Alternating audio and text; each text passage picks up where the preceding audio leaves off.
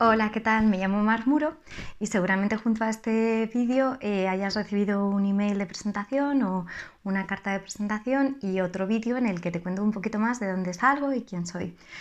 Bueno, me propongo para hablar contigo porque creo que te habrás dado cuenta, ¿no?, de que hay un gran interés con el cambio climático, hay muchas voces en muchas direcciones, hay gente que no se lo cree, hay gente que se lo cree, hay una niña que está cabreada o una jovencita que está cabreada diciéndonos que no hemos hecho nada y que cómo nos atrevemos, hay científicos muy alarmados, hay personas de a pie que no se lo acaban de creer, hay gente que se lo cree pero que piensa que no es para tanto. Y bueno, la verdad es que yo te quiero ofrecer crear un programa de entretenimiento, pero de entretenimiento un poco científico, en el que podamos invitar a científicos, a personas que saben, a personas que no saben, personas de la calle, un público que le podamos ofrecer que investigue ahí mismo en el plantón por su propia cuenta, con sus móviles, ¿no?, informaciones que vayamos a ir verificando y comprobando.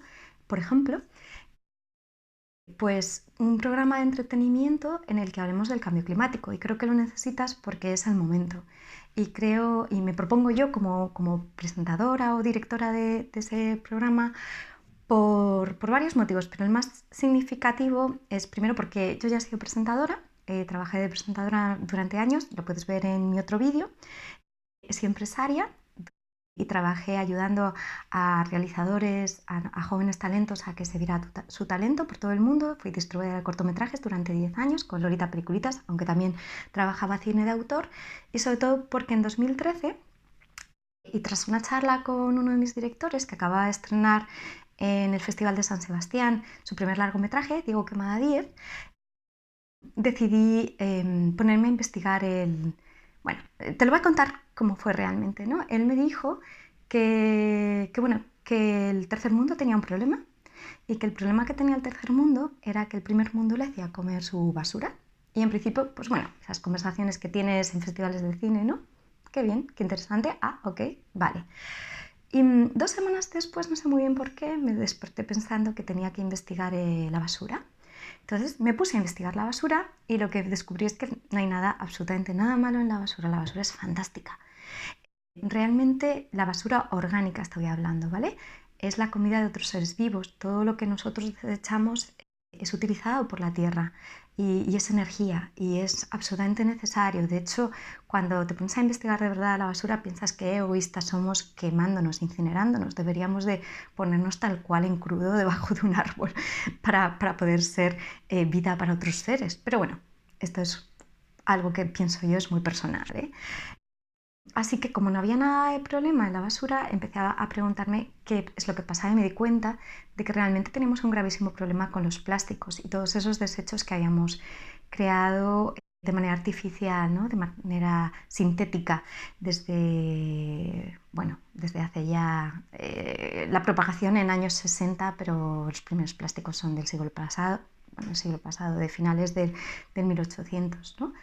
Y, y de repente, investigando el plástico, me di cuenta que tenemos un gravísimo problema, que habíamos invadido los océanos de plásticos, algo que ya todos sabemos, eso ya está en boca de todos. En 2013 era algo que no se decía tanto, y que además nos estaban dando gravísimos problemas de salud porque estábamos alimentándonos con microplásticos, ya que el plástico no se deshace, no se descompone, lo único que pasa es que se hace más pequeño, más y más pequeño, pero no, en la naturaleza no es capaz de digerir el plástico, no hay ningún ser vivo que coma plástico a día de hoy, aunque al parecer encontraron una serie de gusanos que parecía que les gustaban las bolsas de plástico y están haciendo investigación por ahí, pero que sepamos de verdad, no hay nada que coma plástico, así que empecé a averiguar de dónde salía el plástico. Como ves, soy muy concienzuda, soy muy investigadora, me gusta saber mucho, me gusta informarme un montón y además estoy muy abierta a recibir opiniones de absolutamente todo el mundo y siempre con educación y respeto. Y bueno, investigando el plástico, de dónde venía, obviamente te das de bruces con el petróleo, y cuando te das de bruces con el petróleo te das cuenta de que todo lo que te han contado como en la escuela como que es la vida, no lo es. Nos han contado un cuento chino maravilloso que tiene que ver con el dinero. Y cuando te pones a investigar el petróleo te das cuenta de que nuestra vida no tiene que ver tanto con el dinero, que sí, que es una circunstancia, sino más bien con la energía, que todo lo que tenemos, el excedente energético, es lo que hemos convertido en petróleo.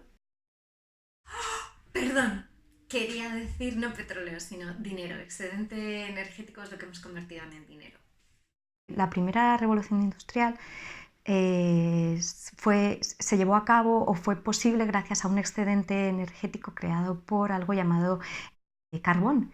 Y además es que es muy curioso porque la primera revolución industrial no se dio en España, no se dio en América, no se dio en Alemania, se dio en Inglaterra, que eran los que tenían vetas de hulla y lignito como más accesibles, con lo que ellos tenían la energía más cerca y podían usarla de manera más rápida, y así empezaron a crear toda su revolución industrial, porque si eres medianamente interesado te darás cuenta de que la primera máquina de vapor es de la época de los griegos.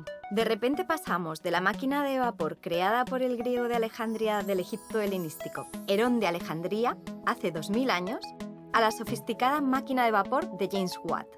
Sin olvidarnos que la primera patente registrada históricamente como máquina de vapor fue para el español Jerónimo de Allanz y Beaumont en 1606. Toda la ciencia avanza siempre cuando tiene un excedente energético, cuando te puedes dedicar a hacer investigaciones, cuando tienes el resto de necesidades cubiertas. Segunda revolución industrial, petróleo. Y cuando te pones a investigar el petróleo, como he dicho antes, te das cuenta de que varios científicos que en los años 50 trabajaban para la Shell y eran los que estaban abriendo todos los pozos petrolíferos, se dieron cuenta de que todas las extracciones dibujaban una perfecta campana de Gauss. Se dieron cuenta de que cada vez que extraían un pozo sabían cuándo se iba a terminar, cuándo llegaban al pico del petróleo, al pico de ese pozo, y cuándo empezaba a decaer. Hubo un tipo súper interesante que de repente él en años 50 predijo cuándo iba a ser el pico del petróleo mundial. Curiosamente, él dijo finales del 2006, nuestra crisis económica mundial fue en 2008.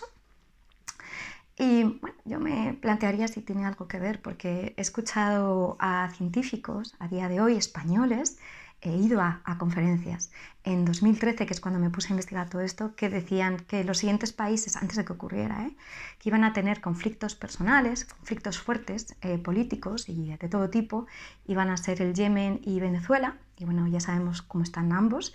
Y curiosamente es porque todo lo que extraían había dejado de ser para exportar y lo iban a necesitar como elemento bruto para su propio uso. Y aquí en España, bueno, pues compramos todo, ¿no? Por suerte tenemos una buena industria de servicios, pero la verdad es que energéticamente pues estamos ahí de aquella manera. Pero esto no es lo más interesante, es que lo más interesante de todo esto es que gracias al uso indiscriminado y tan bestia que hemos hecho para tener nuestro tipo de vida tan maravilloso que tenemos hoy en día, estamos usando muchísimo tanto petróleo como carbón, porque se sigue utilizando, y gas. El gas se sigue utilizando, se está usando últimamente muchísimo, y eso echa muchísima emisión de CO2 a la Tierra, y bueno, esas superemisiones de CO2 han hecho como un calentamiento global, ¿no? Porque están haciendo como despejo en la estratosfera y hace que no se vaya el calor, que vuelva a la Tierra muchas veces. Entonces estamos con este efecto invernadero, cuando a nivel científico se sabe que tendríamos que ir hacia un tiempo de glaciación, ¿no? De más frío, y pues no está siendo así. Y bueno, estos son todos datos científicos, y los puedes comprobar o no, pero me parece súper interesante, como he dicho antes, poderlos valorar, poderlos hablar y hacer algún tipo de espectáculo informativo con ellos. Y hablo de espectáculo, porque me parece que lo que estamos viendo es un espectáculo. Y bueno, me hice un curso sobre cambio climático por la Universidad de Exeter en este mismo año, en 2013. Y estoy en contacto con un montón de científicos porque me interesa, porque escribí un artículo también en 2014, a principios del 2014, sobre todo esto, y me aceptaron debajo de su alita porque les entendía y y les admiraba un poco con sus deducciones y demás, y creo que podría salir algo muy interesante para tu televisión. Así que aquí estoy y llámame. Chao.